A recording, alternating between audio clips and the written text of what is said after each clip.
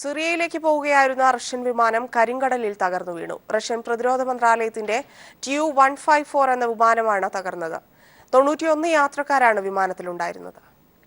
റഷ്യയിൽ നിന്ന് സിറിയയിലേക്കുള്ള യാത്രാമധ്യയാണ് Tu-154 എന്ന റഷ്യൻ പ്രതിരോധ മന്ത്രാലയത്തിന്റെ വിമാനം കരിങ്കടലിൽ തകർന്നു വീണത്. 91 യാത്രക്കാരുമായി റഷ്യയിലെ സോച്ചി അട്ലിർ വിമാനത്താവളത്തിൽ നിന്ന് പറന്നുയർന്ന വിമാനം 20 മിനിറ്റിനകം റഡാറുമായുള്ള ബന്ധം നഷ്ടപ്പെട്ട് അപ്രത്യക്ഷമാവുകയായിരുന്നു. തുടർന്നുള്ള തിരച്ചിലാണ് റഷ്യൻ കരിങ്കടലിൽ നിന്ന് 1.5 കിലോമീറ്റർ അകലെ വിമാനം തകർന്നു വീണതായി കണ്ടെത്തിയത്. ഈ വിവരം റഷ്യൻ ആഭ്യന്തര മന്ത്രാലയം സ്ഥിരീകരിക്കുകയും ചെയ്തു. പുതുവത്സരാഘോഷങ്ങൾക്കായി സിറിയയിലെ ലഡാക്കിലേക്ക് പുറപ്പെട്ട വിമാനത്തിൽ റഷ്യൻ മിലിറ്ററി ബാൻഡ് സംഘവും 9 മാധ്യമപ്രവർത്തകരും വിമാന ജീവനക്കാരും ഉൾപ്പെടെ 91 പേരാണുണ്ടായിരുന്നത്. എന്നാൽ കുറച്ച് ദിവസങ്ങൾക്ക് മുമ്പ് റഷ്യൻ സ്ഥാനപതിയെ തുർക്കിയിൽ വെച്ച് വെടിവെച്ച് കൊന്നതും റഷ്യൻ വിമാനം IS ബോംബ് വെച്ച് തകർത്തതുമായ പ്രശ്നങ്ങൾ നിലനിൽക്കുന്നുണ്ടായിരുന്നു. സിറിയൻ വിമതർ റഷ്യക്കെതിരെ അക്രമങ്ങൾ അഴിച്ചുവിട്ടിരിക്കുന്ന സാഹചര്യത്തിൽ ഇതൊരു അട്ടിമറി ശ്രമമാണോ എന്നുള്ളതൊന്നും ഇതുവരെ സ്ഥിരീകരിക്കപ്പെട്ടിട്ടില്ല. News desk. ക്രിസ്തുമസിന് മലയാള ചിത്രങ്ങൾ റിലീസ് ചെയ്തില്ല. മുന്തിരിവള്ളികൾ തളിർക്കുമ്പോൾ, ജോമോന്റെ സുവിശേഷം, ഫുക്രി, എസ്ര എന്നീ ചിത്രങ്ങളായിരുന്നു ക്രിസ്മസിന് റിലീസ് ചെയ്യാനിരുന്നത്. 160 തിയേറ്ററുകളിലാണ് മോഹൻലാൽ ചിത്രം റിലീസ് ചെയ്യാനിരുന്നത്. ചലച്ചിത്ര മേഖലയിലെ ഈ പ്രതിസന്ധി മുതലാക്കി അന്യഭാഷാ ചിത്രങ്ങൾ കേരളത്തിൽ നിന്ന് കോടികൾ വാരുന്നു. 3 ദിവസം കൊണ്ട് ആമിർ ഖാൻ ചിത്രം ദംഗൽ കേരളത്തിൽ നിന്ന് നേടിയത് 1 കോടി രൂപയാണ്. മോഹൻലാൽ ചിത്രം മുന്തിരിവള്ളികൾ തളിർക്കുമ്പോൾ, ദുൽഖർ പ്രധാന വേഷത്തിലെത്തുന്ന ജോമോന്റെ സുവിശേഷങ്ങൾ, പൃഥ്വിരാജിന്റെ എസ്ര, ജയസൂര്യ നായകനാകുന്ന ഫുക്രി എന്നീ 4 ചിത്രങ്ങളായിരുന്നു ക്രിസ്മസിന് തിയേറ്ററുകളിലെത്തേണ്ടിയിരുന്നത്. എന്നാൽ തിയേറ്റർ വിഹിതം പങ്കുവെക്കുന്നതുമായി ബന്ധപ്പെട്ട തർക്കം പരിഹരിക്കപ്പെടാത്തതിനാൽ ഈ ചിത്രങ്ങളെല്ലാം ഇപ്പോൾ പെട്ടിയിലിരിക്കുകയാണ്. ഇത് 3 ദിവസം കൊണ്ട് 5 കോടിയിലധികം രൂപയുടെ നഷ്ടമാണ് മലയാള സിനിമാ മേഖലയ്ക്കുണ്ടാക്കിയത്. ക്രിസ്മസിന് മലയാള ചിത്രങ്ങളില്ലാത്തത് പക്ഷേ അന്യഭാഷാ ചിത്രങ്ങൾക്ക് അനുഗ്രഹമായി. ആമിർ ഖാന്റെ ദംഗൽ പോലുള്ള ചിത്രങ്ങൾ നിറഞ്ഞ സദസ്സിലാണ് കേരളത്തിലെ തിയേറ്ററുകളിൽ ഓടുന്നത്. 3 ദിവസം കൊണ്ട് 1 കോടി രൂപയാണ് ദംഗലിന്റെ കളക്ഷൻ. ഡിസംബർ 16 മുതൽ 50:50 എന്ന നിരക്കിൽ തിയേറ്റർ വിഹിതം പങ്കുവെക്കണമെന്നാണ് തിയേറ്റർ ഉടമകളുടെ ആവശ്യം. എന്നാൽ നേരത്തേതുപോലെ 60% നിർമ്മാതാക്കൾക്കും വിതരണക്കാർക്കും 40% തിയേറ്റർ ഉടമകൾക്കും എന്ന നിരക്കിൽ നിന്ന് മാറ്റം സാധ്യമല്ല എന്ന് നിർമ്മാതാക്കളും വിതരണക്കാരും വ്യക്തമാക്കുകയായിരുന്നു. മലയാള സിനിമാ മേഖലയിൽ തുടരുന്ന സമരത്തിന് പരിഹാരമായില്ലെങ്കിൽ പുതുവർഷ ചിത്രങ്ങൾ കൂടി പ്രതിസന്ധിയിലാകും. News bureau, Kochi. 4 ദിവസത്തെ ദുബായ് സന്ദർശനത്തിന് ശേഷം സംസ്ഥാനത്ത് തിരിച്ചെത്തിയ മുഖ്യമന്ത്രി പിണറായി വിജയൻ നാളെ തിരക്കിട്ട ഔദ്യോഗിക യോഗങ്ങളിൽ മുഴുകും. എല്ലാ മന്ത്രിമാരുടെയും പേഴ്സണൽ സ്റ്റാഫ് അംഗങ്ങളുടെയും യോഗം വിളിച്ചു ചേർത്ത മുഖ്യമന്ത്രി വകുപ്പ് തലവന്മാരുമായും ചർച്ച നടത്തുന്നുണ്ട്. സംസ്ഥാന പോലീസ് മേധാവിയുമായി പ്രത്യേക ചർച്ച നടത്തുന്ന മുഖ്യമന്ത്രി പിണറായി വിജയൻ കേന്ദ്ര റെയിൽവേ മന്ത്രിയുമായും കൂടിക്കാഴ്ച നടത്തും. കേരളത്തിന്റെ സ്വപ്ന പദ്ധതിയായ കൊച്ചി സ്മാർട്ട് സിറ്റി 2021 തന്നെ പൂർത്തിയാക്കുന്ന കാര്യമുൾപ്പെടെ നിരവധി കാര്യങ്ങളാണ് ദുബായ് സന്ദർശനത്തിലെ ചർച്ചകളിൽ മുഖ്യമന്ത്രി പിണറായി വിജയൻ ഉൾപ്പെടുത്തിയത്. പ്രവാസി മലയാളികളുടെ നിർമ്മാണ മേഖലയിലെ തൊഴിൽ പ്രശ്നങ്ങൾ ഉൾപ്പെടെയുള്ള മറ്റ് സ്ഥലങ്ങളിലെ തൊഴിൽ ബുദ്ധിമുട്ടുകളും മുഖ്യമന്ത്രി ദുബായ് ഭരണാധികാരികളുമായി ചർച്ച നടത്തിയിരുന്നു. 4 ദിവസത്തെ ദുബായ് സന്ദർശനത്തിന് ശേഷം സംസ്ഥാനത്ത് മടങ്ങിയെത്തിയ മുഖ്യമന്ത്രി പിണറായി വിജയൻ വീണ്ടും തിരക്കിട്ട ഔദ്യോഗിക യോഗങ്ങളിൽ മുഴുകുകയാണ്. തിങ്കളാഴ്ച മുഖ്യമന്ത്രി എല്ലാ മന്ത്രിമാരുടെയും പേഴ്സണൽ സ്റ്റാഫുകളുടെ യോഗം വിളിച്ചിട്ടുണ്ട്. വിവിധ വകുപ്പുകളുടെ പ്രവർത്തനത്തിലെ കാലതാമസവും പേഴ്സണൽ സ്റ്റാഫുകൾക്കെതിരെ ഉയർന്നിരിക്കുന്ന ആരോപണവും യോഗത്തിൽ ചർച്ചാ വിഷയമാകും. മന്ത്രിമാരുടെ ഓഫീസുകളിൽ ഫയലുകൾ കെട്ടിക്കിടക്കുകയാണെന്നും റേഷൻ വിതരണം ഉൾപ്പെടെയുള്ള ജനങ്ങളുടെ കാര്യങ്ങളിൽ കെടുകാര്യസ്ഥത വർദ്ധിച്ചിരിക്കുകയാണെന്നുമുള്ള പ്രതിപക്ഷ ആരോപണവും മുഖ്യമന്ത്രിയുടെ ശ്രദ്ധയിൽപ്പെട്ടിട്ടുണ്ട്. പോലീസിന്റെ പ്രവർത്തനം ചർച്ച ചെയ്യാനും UAPA ഉൾപ്പെടെയുള്ള വിഷയങ്ങളിലെ കേസുകളുടെ കാര്യങ്ങൾ പരിശോധിക്കാനുമായി മുഖ്യമന്ത്രി DGP ലോക്നാഥ് ബെഹ്റയുമായും കൂടിക്കാഴ്ച നടത്തും. വിവിധ വകുപ്പ് തലവന്മാരുടെ യോഗവും മുഖ്യമന്ത്രി വിളിച്ചിരിക്കുകയാണ്. സെക്രട്ടേറിയറ്റ് ഉദ്യോഗസ്ഥ പ്രതിനിധികളുമായും മുഖ്യമന്ത്രി കൂടിക്കാഴ്ച നടത്തിയേക്കും. കേന്ദ്ര റെയിൽവേ മന്ത്രിയുമായും കൂടിക്കാഴ്ചയ്ക്കുള്ള സമയം മുഖ്യമന്ത്രി ചോദിച്ചിട്ടുണ്ട്. മുഖ്യമന്ത്രി തീർപ്പ് കൽപ്പിക്കാനുള്ള അടിയന്തര സ്വഭാവമുള്ള ഫയലുകളിൽ തീരുമാനമെടുക്കാനായിരിക്കും സെക്രട്ടേറിയറ്റിലെത്തുന്ന മുഖ്യമന്ത്രി ആദ്യം പ്രാമുഖ്യം നൽകുക. പിന്നീട് മറ്റ് ഫയലുകളുടെ കാര്യവും പരിശോധിച്ച മുഖ്യമന്ത്രി പ്രവർത്തനത്തിന്റെ തിരക്കിലാകും. Sunil Arumanoor, news bureau, Thiruvananthapuram. കേന്ദ്ര സർക്കാർ വിദ്യാഭ്യാസ സാംസ്കാരിക സ്ഥാപനങ്ങളിൽ കാവ്യവൽക്കരണം തുടരുന്നു. RSS പ്രമുഖൻ വൈ സുദർശൻ റാവുവിനെ നളന്ദ സർവകലാശാല വൈസ് ചാൻസലറാക്കാൻ കേന്ദ്രം നീക്കം തുടങ്ങി. ഇതിനെതിരെ പ്രതിഷേധവും ശക്തമാണ്. മോഡി സർക്കാർ അധികാരത്തിൽ എത്തിയതിനു തൊട്ടുപിന്നാലെ വൈ സുദർശൻ റാവുവിനെ നാഷണൽ ഇൻസ്റ്റിറ്റ്യൂട്ട് ഓഫ് ഹിസ്റ്റോറിക്കൽ റിസർച്ചിന്റെ ചെയർപേഴ്സണാക്കിയത് വിവാദമായിരുന്നു. വിദ്യാഭ്യാസ സാംസ്കാരിക സ്ഥാപനങ്ങളിൽ സംഘപരിവാർ അനുഭാവികളെ തിരികെ കയറ്റുന്നതിനെതിരായ പ്രതിഷേധങ്ങൾ തുടരുന്നതിനിടെയാണ് സുദർശൻ റാവുവിനെ നളന്ദ സർവകലാശാല വൈസ് ചാൻസലറാക്കാൻ കേന്ദ്രം നീക്കം ആരംഭിച്ചത്. EFLU vice chancellor professor Sunaina Singh, JNU professor Makarand Paranjape, ചരിത്രകാരി നിർമ്മല ശർമ്മ എന്നിവരുടെ പേരുകളാണ് നേരത്തെ ഈ സ്ഥാനത്തേക്ക് പരിഗണിച്ചിരുന്നത്. നളന്ദ വൈസ് ചാൻസലർ തസ്തികയിലേക്ക് 160 അപേക്ഷകളാണ് ലഭിച്ചത്. എന്നാൽ ഇവരെയെല്ലാം പിന്തള്ളിയാണ് സുദർശൻ റാവുവിനെ നിയമിക്കാൻ ഒരുങ്ങുന്നത്. നോബൽ ജേതാവ് അമർത്യ സെൻ, മുൻ സിംഗപ്പൂർ വിദേശകാര്യമന്ത്രി ജോർജ് ഇയോ തുടങ്ങിയവർ നേരത്തെ നളന്ദ വൈസ് ചാൻസലർമാരായിരുന്നു. ഇരുവരും കേന്ദ്ര സർക്കാരിനോടുള്ള എതിർപ്പ് പരസ്യമായി പ്രകടിപ്പിച്ച് രാജിവെച്ചിരുന്നു. നളന്ദ സർവകലാശാല ഗവേണിംഗ് ബോഡി കേന്ദ്ര സർക്കാർ ഉടച്ചുവാർത്തതും വിവാദമായി. News bureau, Delhi. പ്രത്യാശയുടെയും സമാധാനത്തിന്റെയും സന്ദേശം പകർന്ന് ലോകമെമ്പാടുമുള്ള ക്രൈസ്തവർ ഇന്ന് ക്രിസ്തുമസ് ആഘോഷിക്കുന്നു.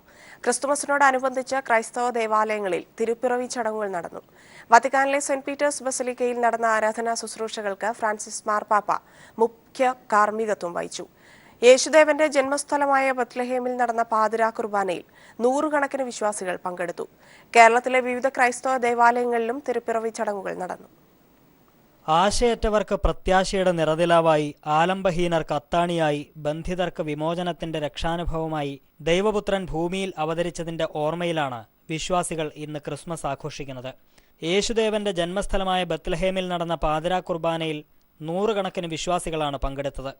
വത്തിക്കാനിലെ സെന്റ് പീറ്റേഴ്സ് ബസലിക്കയിൽ തിരുപ്പിറവി ദിനത്തിൽ നടന്ന ആരാധനാ ശുശ്രൂഷകൾക്ക് ഫ്രാൻസിസ് മാർപ്പാപ്പ മുഖ്യ കാർമ്മികത്വം വഹിച്ചു.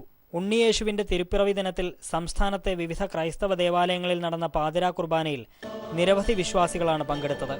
സുവിശേഷ വായനയ്ക്ക് ശേഷം തിരുപ്പിറവി അറിയിച്ച് പള്ളിമണികൾ മുഴങ്ങി.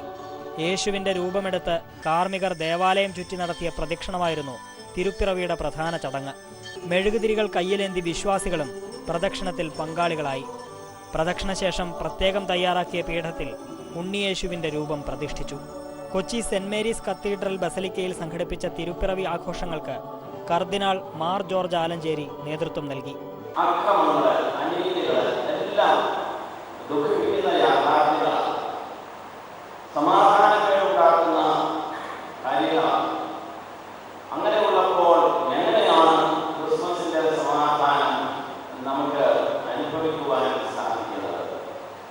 സെന്റ് ഫ്രാൻസിസ് അസീസി കത്തീഡ്രലിൽ വരാപ്പുഴ അതിരൂപത archbishop doctor Joseph Kalathiparambil ശുശ്രൂഷകൾക്ക് നേതൃത്വം നൽകി. തിരുവനന്തപുരം പട്ടം സെന്റ് മേരീസ് കത്തീഡ്രലിൽ കർദിനാൾ മാർ ബസേലിയോസ് ക്ലിമ്മീസ് കാതോലിക്ക ബാവയും പ്രാർത്ഥനാ ചടങ്ങുകൾക്ക് നേതൃത്വം നൽകി. കരുണയുടെ കരങ്ങളായി നമ്മുടെ കരങ്ങൾക്ക് ഒരു പുതിയ ഊർജം കൊടുക്കേണ്ടതുണ്ട്. കുർബാനയ്ക്ക് ശേഷം വിശ്വാസികൾ കേക്ക് മുറിച്ചും പരസ്പരം സമാധാനം ആശംസിച്ചുമാണ് വീടുകളിലേക്ക് മടങ്ങിയത്. ഗിന്നസ് റെക്കോർഡ് ലക്ഷ്യമിട്ട് തലസ്ഥാനത്ത് പടുകൂറ്റൻ സാന്റാക്ലോസ് ഒരുങ്ങി. ലോകത്തിലെ ഏറ്റവും വലിയ സാന്റ എന്ന റെക്കോർഡിലേക്കാണ് നെയ്യാറ്റിൻകരയിൽ ഒരുക്കിയ ഈ സാന്റ ശില്പം നടക്കുന്നത്. 3G ഫ്രണ്ട്സ് ക്ലബിന്റെ ആഭിമുഖ്യത്തിലാണ് 101 അടി ഉയരമുള്ള ശില്പം നിർമ്മിച്ചത്.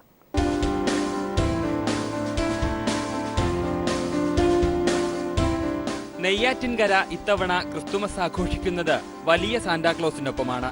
ലോകത്തിലെ ഏറ്റവും വലിയ സാന്റാക്ലോസ് എന്ന പേരിൽ ഗിന്നസ് റെക്കോർഡിന്റെ തിളക്കം കാത്തിരിക്കുന്ന ക്രിസ്മസ് അപ്പൂപ്പനോടൊപ്പം.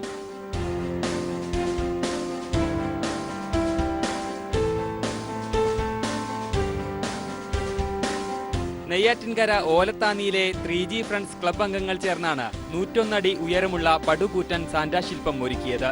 ഈ കാണുന്ന ഉയരത്തിലേക്ക് ഇത് എത്തിക്കാൻ വേണ്ടി ഒത്തിരി ദിവസത്തെ കഷ്ടപ്പാട് ഞങ്ങൾ അനുഭവിച്ചിട്ടുണ്ട്. ക്ലബ് അംഗങ്ങൾ എല്ലാവരും ഏകദേശം 2.5 ടൺ പൈപ്പ് ഇതിനു വേണ്ടി ഉപയോഗിച്ചിട്ടുണ്ട്.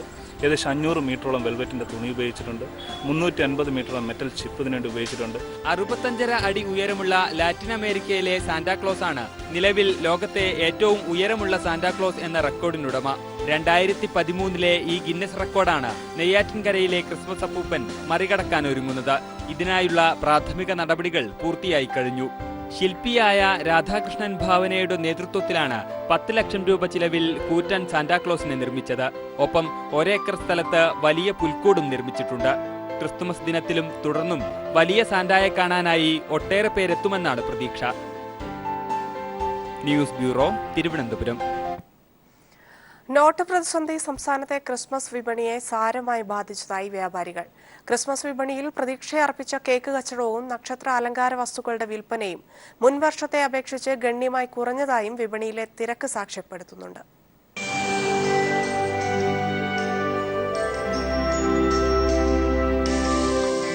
ഒഴിവു ദിവസങ്ങൾ ആഘോഷിക്കാൻ സർക്കാർ ജീവനക്കാരും സ്കൂൾ അവധിക്കാലം ആഹ്ലാദിക്കാൻ വിദ്യാർത്ഥികളും രംഗത്തെത്തി. എങ്ങും നക്ഷത്രങ്ങളും യേശുവിന്റെ തിരുപ്പിറവി ആഘോഷത്തിന്റെ ഭാഗമായുള്ള പുൽക്കൂടുകളും ക്രിസ്മസ് ട്രീയും വൈദ്യുത ദീപാലങ്കാരവും. പക്ഷേ ക്രിസ്മസ് വിപണിയിൽ മാത്രം പ്രതീക്ഷിച്ച അത്രയും തിരക്കില്ല.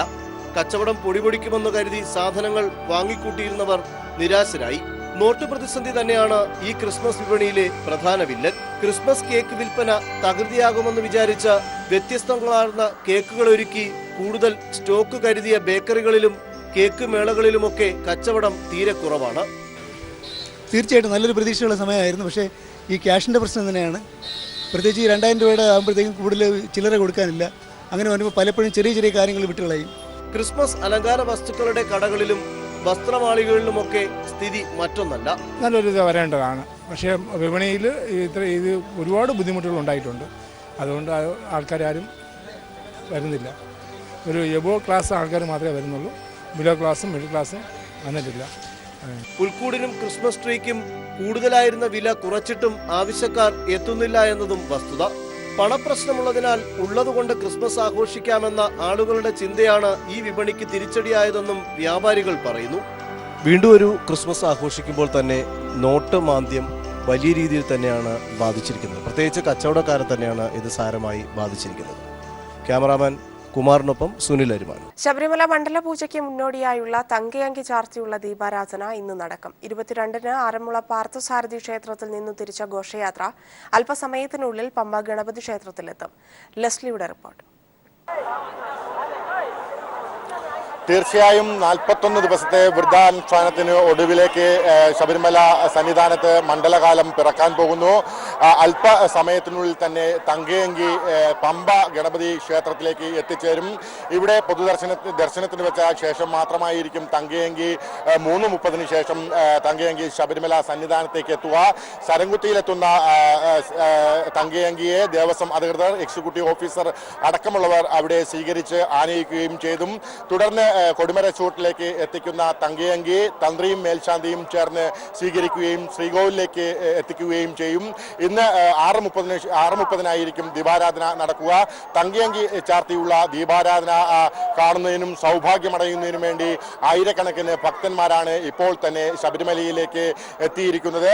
വലിയ തോതിലുള്ള ജനസഹർഷം തന്നെ ഇപ്പോൾ ശബരിമല സന്നിധാനത്ത് എത്തിയിരിക്കുന്നു. ലക്ഷക്കണക്കിന് ഭക്ത സാഫല്യമണയുന്നതിന് വേണ്ടിയുള്ള വലിയ ഭക്തി അസാന്ദ്രമായ നിമിഷം ജീവിതത്തിന്റെ ഭാഗമാക്കാൻ ഇപ്പോൾ തന്നെ സന്നിധാനത്ത് എത്തിച്ചേർന്നിട്ടുണ്ട്. എന്തായാലും ഇന്ന് തങ്കയങ്കി ചാർത്തിയുള്ള ദീപാരാധന കാണാൻ ലക്ഷക്കണക്കിന് അയ്യപ്പ ഭക്തന്മാർ ഉണ്ടാകുമെന്നുള്ളത് കൃത്യമാണ്. വാർത്തകളിലേക്ക്. മലബാർ ഗ്രൂപ്പിന്റെ പ്രോപ്പർട്ടി ഡെവലപ്മെന്റ് വിഭാഗമായ മലബാർ ഡെവലപ്പേഴ്സിന്റെ പുതിയ സംരംഭം മറീന കൺവെൻഷൻ സെന്റർ തൊഴിൽ എക്സൈസ് വകുപ്പ് മന്ത്രി ടി.പി. രാമകൃഷ്ണൻ ഉദ്ഘാടനം ചെയ്തു. അത്യാധുനിക സൗകര്യങ്ങളോടുകൂടിയ convention centre, wedding, business convention സെന്ററുകൾ, ട്രേഡ് ഫെയർസ് തുടങ്ങിയവയ്ക്ക് അനുയോജ്യമായ രീതിയിലാണ് ഒരുക്കിയിരിക്കുന്നത്. VKC മുഹമ്മദ് കോയ MLA അധ്യക്ഷത വഹിച്ച ചടങ്ങിൽ TP. Dasan, Thottathil Raveendran, Malabar group chairman MP Ahammed തുടങ്ങിയവർ സംസാരിച്ചു.